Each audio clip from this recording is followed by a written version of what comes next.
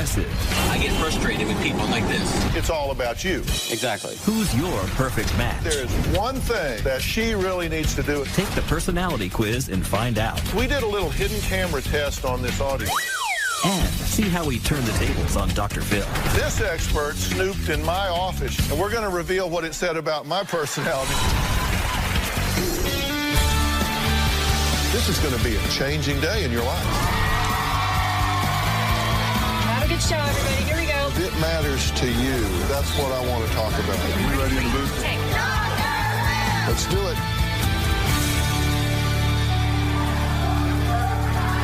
Okay, it's always interesting to know what's going on stage before the show starts. Sometimes Anthony will bring up the party people to get us going, and it's always a certain type of person. I'm going to go out and talk about who it is. Let's see what this says about these folks.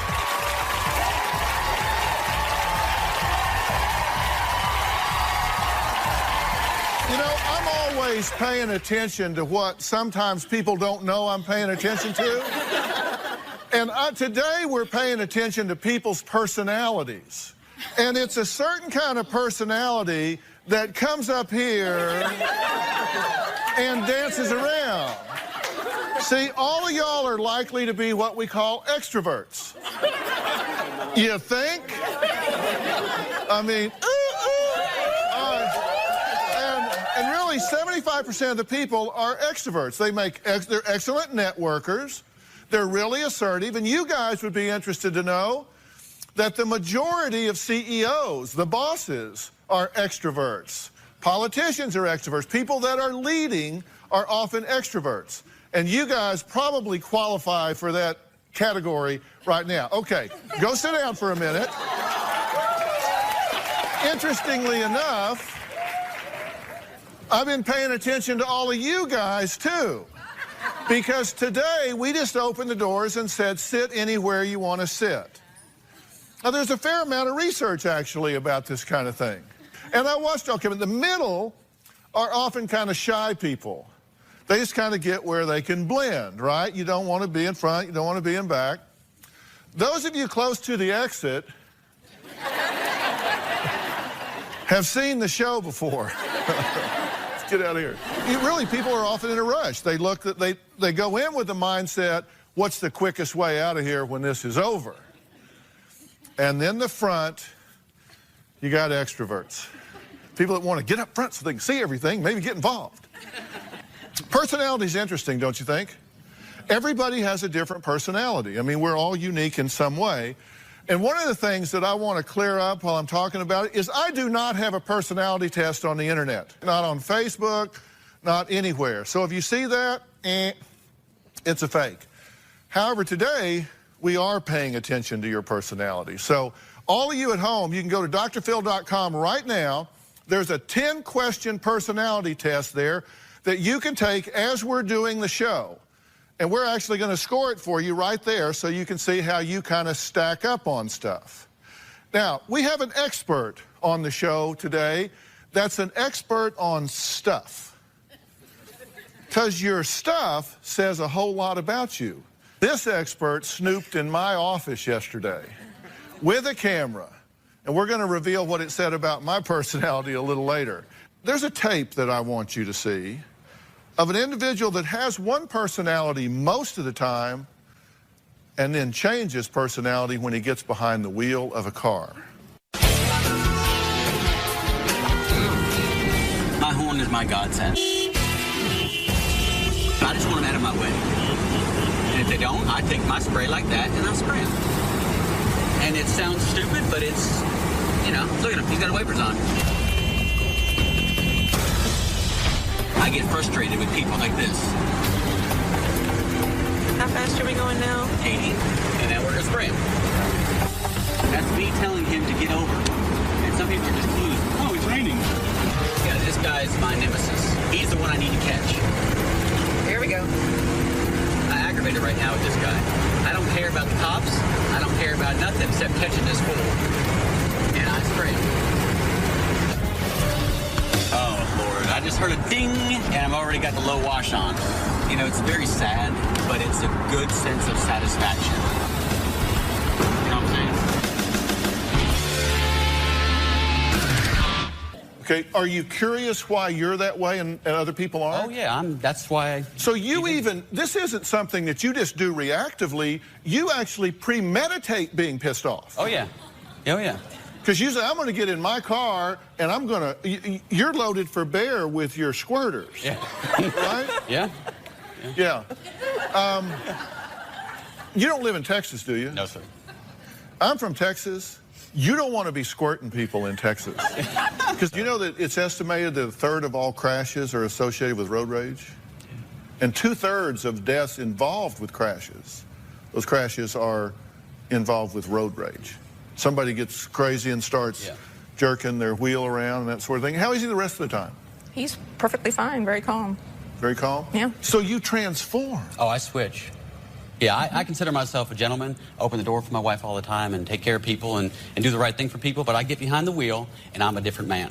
I'm for real. Really only if he has somewhere he has to be. Yeah. How are you in the grocery store line? Oh, I love going shopping. I'm good, aren't I? Food, I like food. I'm going shopping. So if you've got somebody up there that can't find their checkbook or they're on the phone or they're messing around, you don't... The only time, Dr. Phil, is if I'm hungry when we go to the grocery store. Then I'm like, hurry up so we can get home and I can eat. Yeah. Other than that, I'm good. But you don't pull out your pocket squirter and get him or anything like that? No. Because, here's the deal. You have to deal with him personally then. Yeah, yeah. Now, is it true that you go through 3 gallons of washer fluid a week? Minimum. I don't even buy washer fluid anymore. I just filled up the hose. Really? Seriously. Each week? Yeah. 3 gallons Can I take those with me? I could probably use them. Yeah. I bet you guys don't go through a gallon of this a year. And you go through 3 gallons a week? Easy. So I go through a gallon a day sometimes. Do you ever get upset if you run out? Oh, I'm pissed. I really do get mad. I'm like, damn, I'm out now. A long commute. But it's an interesting personality quirk, don't you think, that this is the one place that he does this? And I found a common denominator among the people that I've talked to about road rage, and they all seem to have the attitude that the universe revolves around them. Like you have the expectation that when you get on the road, it's supposed to separate like the Red Sea. Because you are the only one with an agenda. You are the only one that needs to get anywhere. You are the only one in a hurry. And we're going to run on, and people should just know that, okay, Brian's on the road, pull over. Pretty much. Is that your attitude? A lot. And I know that speed is a bad thing for me because I did get it pulled over by our lovely troopers. And, when he clocked me, I was going 110. But when he clocked me, I was actually going 120 before. And I didn't even realize it because I get so entrenched in get the hell out of my way that I just floor it. And then I look down and go, I better stop. And I did get rid of a vehicle. I had a Mustang GT and convertible, and I was going in 133 down the interstate one day with the top down. I didn't even realize it until I looked down and said, this is not probably the wisest thing in the world to do. Yeah. I wasn't with him. Exactly. Yeah. And I understand. That's why I'm here, because I want to understand. But do you realize that you have an unrealistic expectancy set? Oh, yeah. Yeah, I do. That you pull onto the road thinking, this is supposed to be about me. They should know Brian has arrived. We're now going to run my speeds, my agenda, my traffic pattern, and that is amazingly egocentric. I mean, that's just totally about you. Oh, I totally understand. The thing I get frustrated with, and I allow myself to get frustrated with, is when I see people texting, eating, driving with one knee, and I take that personally for some reason. Because that's dangerous.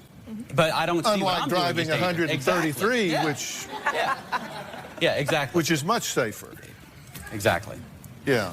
And I don't necessarily agree. I'm just sharing with you, this is my experience. Okay, so you have one set of standards to which you measure yourself and another set to which you measure everybody else.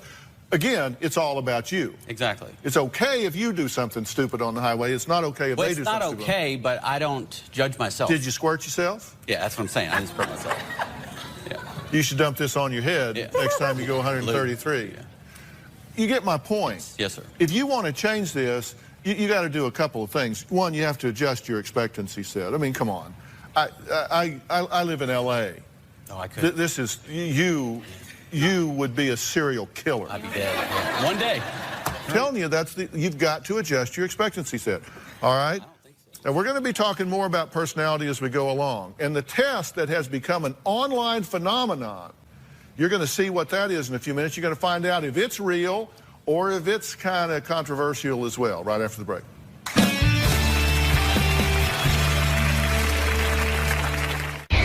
Monday on Dr. Phil. When Noah throws a tantrum, I feel like a failure of a mom. What do you do if you have a child that acts like a brat? Whether you have one holy terror or triplets. Get up in that bed! Hush! Why are you yelling all the time? I don't think I yell all the time. We have a lot of tape. They're saying the blessing! Bow your head! You can brat-proof your child. You want to know the number one thing you're doing to sabotage this child's future? That's Monday.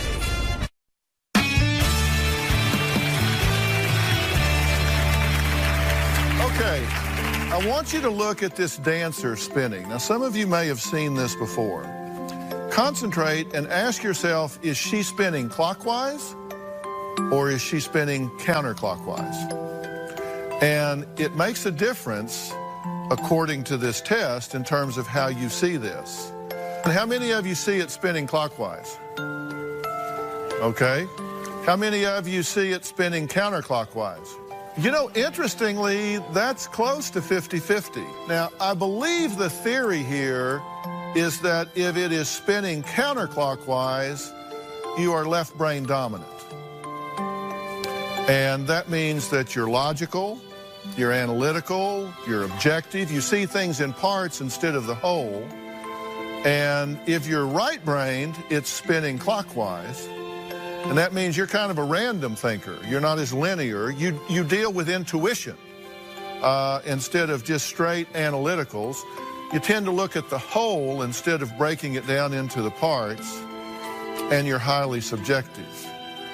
Now, this has become an internet phenomenon, and while it's wildly popular, there are real questions whether or not it really means anything. But it does make you think, and it is interesting that different people see it in different ways. Now, Dr. Gosling is a professor of psychology at the University of Texas. Hook 'em horns, that's my boy, okay? University of Texas at Austin. Come on up and join us if you would.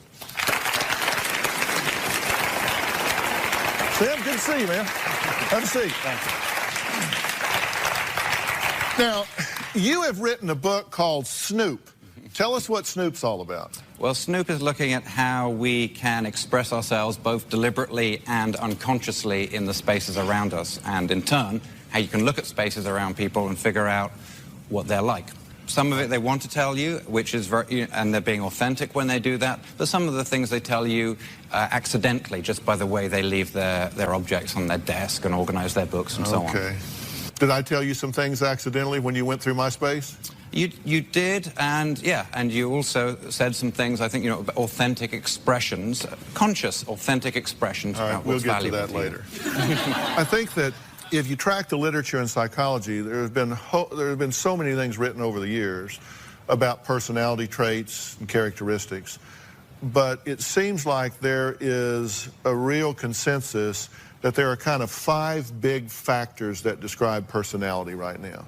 And that's what the test is that we put on the internet that gives you some insight into that. I'm not saying that it's perfect. Those 5 characteristics are openness, conscientiousness, extroversion, agreeableness, and neuroticism. Tell us what openness means. Well, openness is really a good test. I mean, maybe people here could answer. Imagine that you go into a restaurant, and are you the type of person when you get the menu who points to the thing that you've never seen and say, I'll have that, whatever it is? Or are you the sort of person who says, actually, I don't even need to open the menu, I'll have the spaghetti, I like what I know what I like, bring me the spaghetti. Yeah, but what if you order something you never had and it's got snails in it or something? Then you'd be in real shit. So I wouldn't be open if I wasn't willing to do that. That's right. That's one of the dimensions. Some people don't care, right. All right, conscientiousness. What are you talking about there? So conscientiousness is more about people who think before they act, they plan. Are you the sort of person who only replaces the toilet roll when it runs out? Or do you get some beforehand? So planning ahead. Now, we met some extroverts up here, and most everybody knows what extroversion means. I mean, is there anything that's more subtle other than just the outgoing, engaging aspect? Well, these people tend to be more dominant, they tend to be more active, and they really get energized by people. So many people can come to a party, but it's, afterwards you can really tell between the introverts and the extroverts, because the introverts need to go sit down and be alone for a bit to decompress, whereas the extroverts are energized by it. Okay, and agreeableness is kind of like Mr. Rogers versus Simon Cowell. Exactly. It's just how agreeable are you? And you tend to seek some point of harmony, right? Yeah, it's really, are people warm, sympathetic, versus people who are going to tell it to you bluntly, and they're not going to try and hide your feelings. There's more, they're going to be direct with you. All right, neuroticism has to do with stability, stress, worry. I mean, is this a bad thing if you're high on neuroticism? Well, it depends what kind of a world you live in. If you're in a world full of threats, then it's good to be very alert to threats. If you're in a safe world, which most of us now, then you can get very anxious and worrying about things that aren't actually threats to you. Okay, now some of these things that you use to kind of demonstrate this, you have a stamp demonstration. Tell me about this. All right. Well, the answer is so who here carries spare stamps in your wallet or your bag or something like that? Raise your hand high, be proud if you carry spare stamps. Really? Okay, look around. Okay, stand up. If you're a stamp carrier, really, stand up. If you're a stamp carrier. Okay. Really? You carry a stamp with you? This is fascinating to me. You have a whole page of them. You have 2 sets of stamps here. Did you know there would be people out here with stamps? They usually are, but yeah.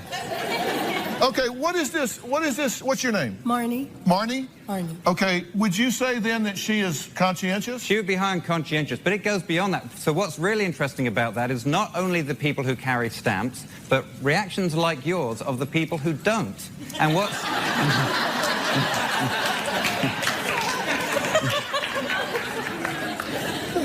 and why it's interesting... Who does he think he's talking to?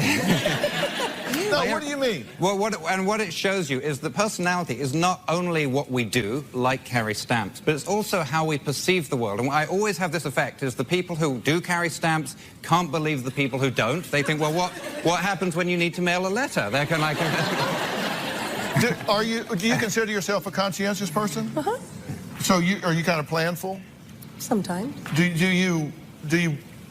you get supplies before you run out of other supplies? Yes. Really? Okay. Now, so what do you say that it says about somebody like me who can't believe that somebody would wag a stamp with them around for 5 years and it goes out of style and it's not enough money to but you still carry it around? Well, that does shock me. Yeah, and they have different standards. You're just supposed to say, oh no, it looks fine. Yeah. And people just have these different standards, which is why it's quite hard to fake it, because it's hard to see the world truly as somebody with a different personality sees the world.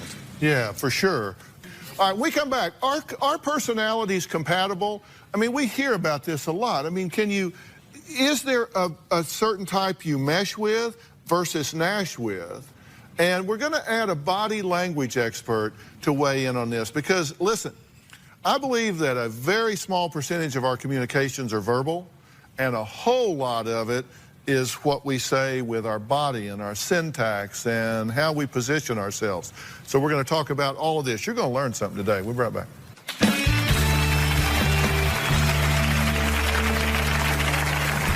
Now, here we see he's looking at another woman. Look at that face. She is not happy. She's going, what? What are you doing? My name is Darcy. I've been dating Craig for about 7 months. Craig's personality is different than mine in that he never seems to stress about anything. She's really easygoing. Craig's a little bit more progressive than I am. She's a little more traditional than me. I'm a pretty ambitious person. I would like to get married someday. I wouldn't really date anyone who I didn't think was a potential candidate. She's a pretty cool girl. I'm hoping to learn if Craig and I are compatible. Okay, now right now you can go to my Facebook page and you're going to find something there about Darcy and Craig, and you're going to get to vote based on what you've seen and what you're going to see as to whether or not they think you guys are short-term or this could be the long haul. So we're going to do a little focus group on you guys while we're doing this. Sounds good. Okay, now, Dr. Lillian Glass is here. Now, she is a body language expert, and she has looked at this couple's compatibility on a recent date. So let's take a look at this, and then we're going to talk with Dr. Glass.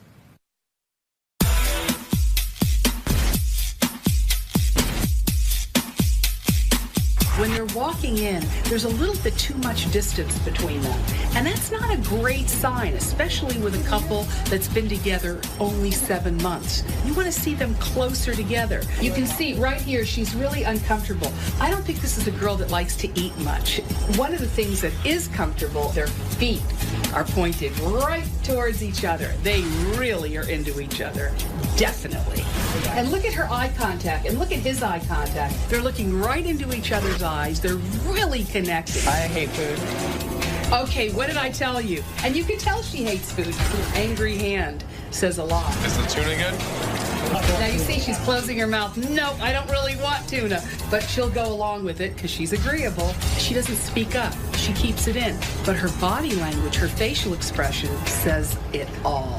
Now, here we see he's looking at another woman.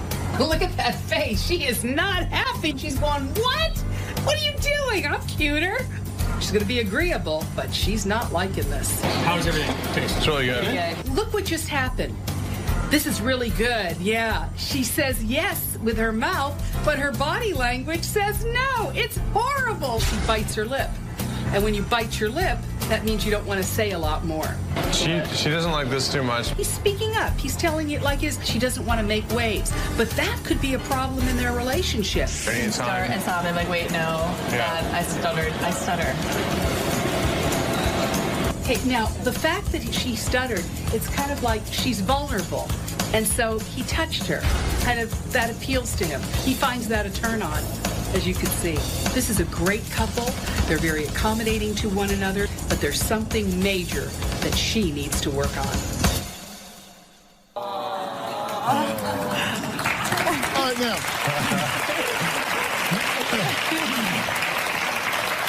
So how'd she do in grading y'all's paper?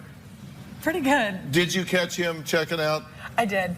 Yeah. You got busted. Yeah, I know. I love watch for that. Were you checking her out when she came in? She was wearing a green dress. Yeah. You know. Good answer. Thank you. Good answer. You are no dummy. That is a good answer. All right, but you thought he was checking her out. Yeah. And you didn't like it. I guess not. I tried to hide it, but she caught me. Yeah. But here, that's the point. Why'd you try to hide it? Because I'm accommodating. Well, Dr. Glass. Welcome, Dr. Glass, to the show. Dr. Glass has a PhD from the University of Minnesota. You work in communications and communication disorders. You said there is one thing that she really needs to do in this relationship. What is it? Communicate. If something's bothering you, speak up. He's going to love you anyway. So just go for it. You think she is too accommodating? I think she's a little bit too accommodating, and she might blow up after a while. She may be so accommodating, and then one day she may just all let it out. So it's better to say what's going on. You could say it politely like you do and sweetly, but you need to speak up. Why wouldn't you say something to him when you caught him checking that girl out? He says he wasn't, but you thought he was. We all think he was, but he said he wasn't. He was just looking at the green dress, which again is a really good answer, and you need to stick with it. But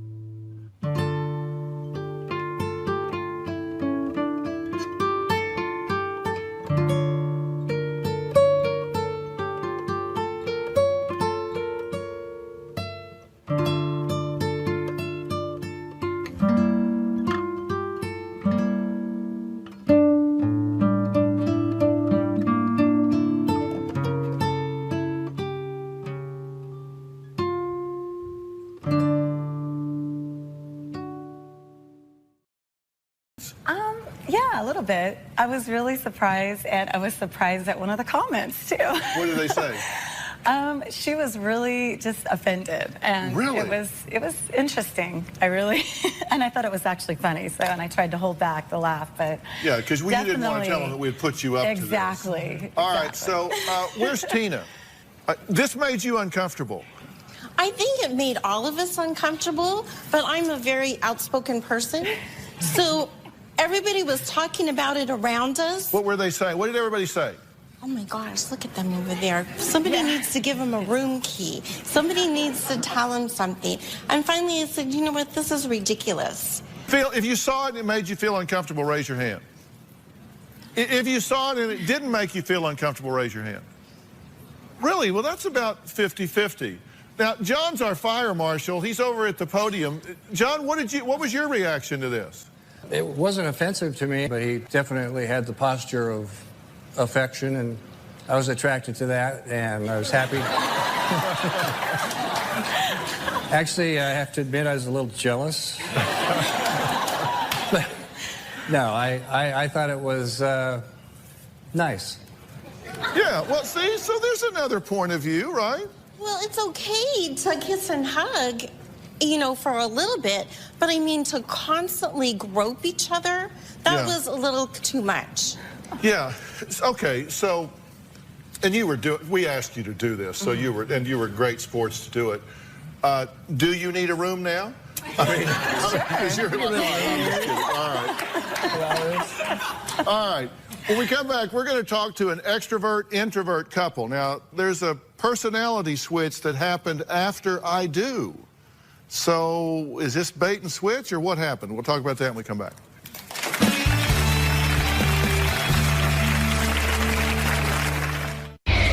Tuesday on Dr. Phil. A teen mom. You feel like the thing to do is to keep the baby. Abortion. That's the first thing you said was abortion. A concerned family. They're not capable of being parents. I haven't done anything to them. Well, you got the daughter pregnant. Who should raise this baby? If you guys want to reconnect with her, you couldn't be driving her more to him if you were chasing her with a stick. That's Tuesday. Then on Wednesday, they've dated for over 3 years. I want to see a ring on my finger or goodbye. He says he's not ready. I've been burned. I do not want it to happen again. Will he commit or quit? You need to make up your mind. You gonna marry this girl? And a wedding shocker. You found out you married somebody that was still married. With an unbelievable twist. Are you still intimate with him? That's Wednesday.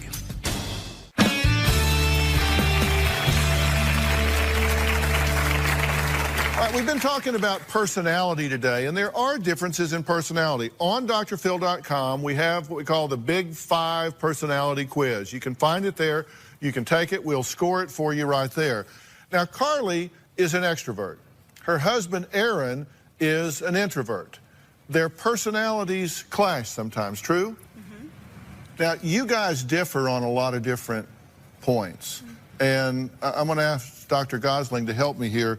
Like, for example, on agreeableness, she scored 2, and he scored 13. What does that suggest in terms of interaction pattern? Well, the real difficult pattern is if somebody is actually low on agreeableness and at the same time likely to say things. It's kind of dangerous because you have somebody who's willing to say things directly and will say them, and then the other person who won't communicate backwards. And so it's a sort of it's the sort of classic bad combination which yeah, needs well, to be on addressed. agreeableness you scored 2, and on extroversion you scored 16. And on agreeableness you scored 13, very agreeable, and on extroversion you scored 7. So you don't say a whole lot, you're not as outgoing, but you're highly agreeable. But you're not very agreeable and highly extroverted. So what do you do about this? Did he switch after you married? Oh, yeah. How so? Well, I don't know if it is, but you know when you're dating, you talk a lot because you don't know anything about each other. So you end up talking and sharing about your childhood and just getting to know each other. And we would do more things and see more people, and he would talk and, you know, interact better. And then, you know, then we got married and had children, and I don't know If it's the stress of everything else that he just doesn't want to think about it. I don't know. Yeah. Did you change after you got married? Were you putting your best foot forward and then you relaxed? Yeah, I got into a comfort zone and to where I wanted to, this is where I want to be. This is what I've strived all my life to be. I'm married, have a beautiful wife, nice place, beautiful children we're raising and stuff, and it's just like on autopilot, just sitting there. It's like, okay, we can just, cruise through life now. We're good. I've worked hard to get where I'm at. Let's try to maintain that. Yeah, well, you're honest. This is kind of like a garden. You can put a lot of work into creating a garden, and you can plant it, you can water it, and you can get it going. And then you go, wow, I got a great garden. You can go back up to the porch and sit down. But if you don't tend it, it's going to fall apart on you, right? It'll just be swallowed back up by the earth. I mean, weeds will take over, it'll dry up, it'll blow away. I mean, that'll be a real problem. You can't just say, oh, I've arrived, I've got what I want, I'm now where I want to be, so I can just go on autopilot. You got to know that won't work. Yeah, no, that's slowly coming to realization. Yeah, well, let's speed that up. You want him to plug back in, true? Oh, yeah, I'm also a stay-at-home mom, so it's nice to have a conversation with an adult where I can communicate and talk and laugh, and... Yeah. All right, so Dr. Glass, what do you read body language wise right now? It's interesting because when I first saw them sit down, she was very affectionate. She leaned towards him, she put his hands on him, and he just completely ignored her. He wasn't receptive to her affection. And that's a big thing because it has to be mutual. When she touches you, you've got to touch her back. You've got to connect with her. He's also nervous, too. Well, see, you're very agreeable. You're very agreeable. But still, we're not picking on him or making him wrong because he's a great guy and he said you were beautiful and he loves you and wants to make this work. And that's the beautiful thing. He told Phil that he wanted to make, Dr. Phil, that he wanted to make this work. And one of the ways you can make this work is to be more affectionate to her when she touches you, when she communicates with you, when she looks at you. And that's really what we're talking about. And I think that could be a great step in the right direction. Thank you. I got to do something, try to bring something home. She likes dark chocolate, once in a while I think about it and I'll stop by the store and bring her home a dark chocolate candy bar or something and say, hey, honey, I was thinking about you today, or something like that, to just try to do something that she loves and doesn't really think that I'll remember. Now, did you see how when you said that, all women in the audience went, oh. And it wasn't the dark chocolate, it was that I was thinking about you today, right? And so I wanted to, it doesn't take a lot. Here's the thing, Dr. Goslin, you don't have to be somebody you're not, right? It's just, these things are ranges, and you can move to the high end of your range and still be genuine to yourself. Mm-hmm. But that means you got to have some flexibility, though, right? Right, and there is a strong genetic component to all of these traits, but there's still a lot of room for variance within that. You're never going to have somebody become a complete extrovert who's an introvert, but there's room to change one's actions, if not your personality. Okay. All right, next, we're going to get to it and see what your stuff says about you.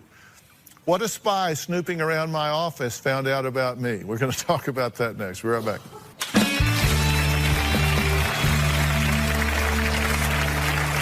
All right, so now we're going into the inner sanctum. I'm just sort of having a general look around the space. Maybe we can even look in a drawer. Very interesting.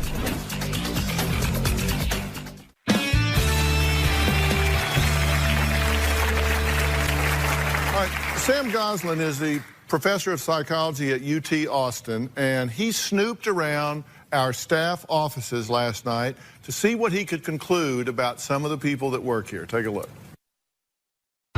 So we're going into this office to have a look around. Okay, hi. Wow, quite a lot going on here. Extroverts love people, so we see lots of faces of people. What I like to do when I look at photos is to see which way they're facing. They could be for the benefit of you, but they could also be for the benefit of others. What we see here is an incredibly organized office. And, you may think that this doesn't seem organized, but that is one of the way people who are very, very organized maintain their levels of organization, just because they have a higher standard for organization. Do you have a spare roll of this somewhere? Well, let's see. Yes, you do. How did you know that? This is interesting because even before you get in the office, you're already learning things about the person. This is classic identity claims. This is making statements to others. You are entering a positivity zone. And indeed, that's consistent with what happens when you come in. This is a inviting, comfortable, calming place. It's also very, very inviting. It's not super inviting. This looks like quite a sort of a hard-nosed place. We also see the hula girl there, and so that says there's also a little bit of quirkiness. It sort of reminds me of the bad guy in the James Bond movies. The bad guy in the James Bond movies. It's interesting. That's Rich DiMichele, who's in charge of money and budget at the show. He says no to more people about more things than anybody. So, Rich, what's up? Did he nail you?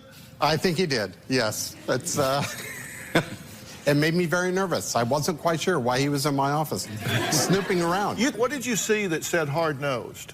Well, there wasn't really any sort of thing that made you comfortable there. There wasn't much in the way of softness or of a lot of people, personal reminders. There was a baseball bat in one of the lying around. Whatever's necessary. So nothing said come and stay, right? No, yeah. It just basically said get out. Okay, well, Dr. Gosling checked out my office as well.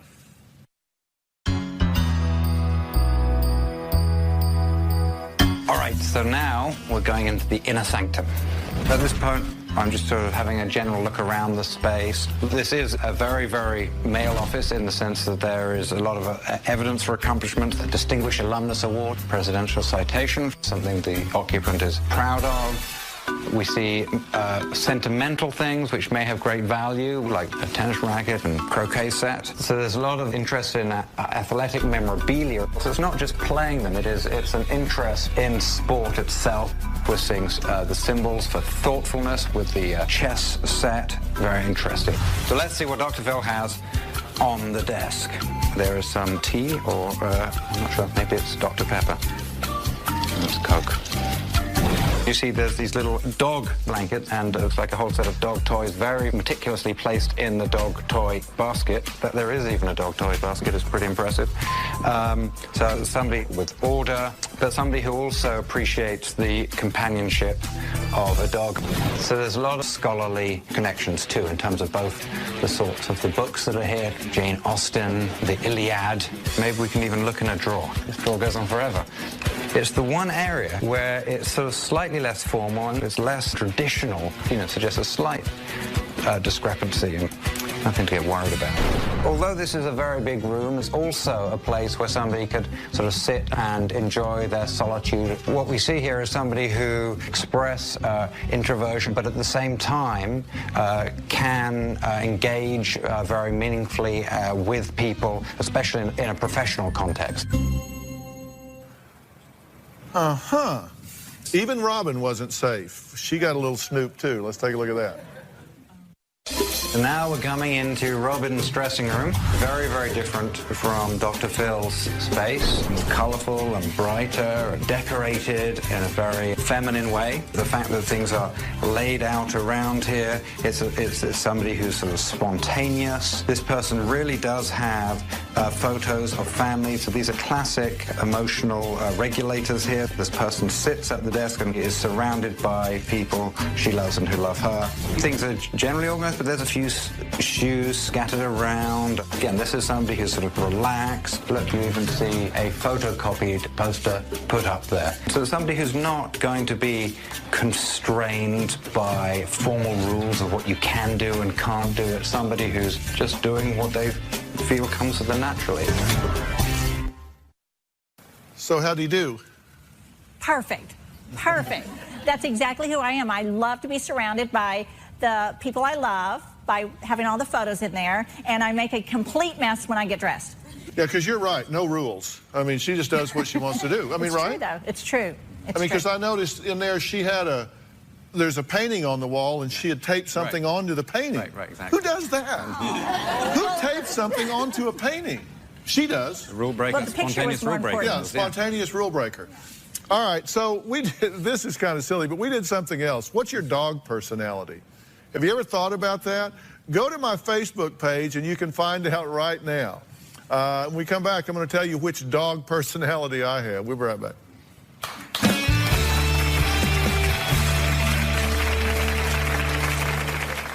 But personality doesn't always have to be about disorders. That's what we want to talk about today. So you can take this quiz and find out where you come down on the big 5 things. And you can have fun with this.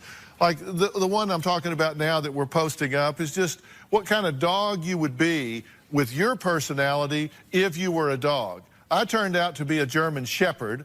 I'm not sure what that means, but I turned out to be a German Shepherd. And Robin, you were what? Weren't you a Lhasa Apso? Yes. How cute. Look. Oh, yes. Yeah, I love definitely. That. Definitely. Get all the hair. Yeah. All right. Now, more fun personality quizzes are on drphil.com. And as I say, this doesn't have to always be serious. You can have fun, so check them out. I really want to thank Professor Sam Gosling. He is author of Snoop. And you can find that book in your bookstores, on Amazon.com, and it will tell you an awful lot about the people around you, the people you work with, and yourself, perhaps. So I really recommend it. I've read it. It is good. Dr. Lillian Glass, thank you so much for being here and telling us what to pay attention to. We say a lot other with our words, true? Sure do. Sure do. Yeah. All right. All of my guests, thanks so much. We have a great time here in the studio audience. If you're going to be in the Los Angeles area, we would love to have you. The tickets are free. Go to drphil.com. You can click on Be in the Audience. Thanks so much for being here. So long.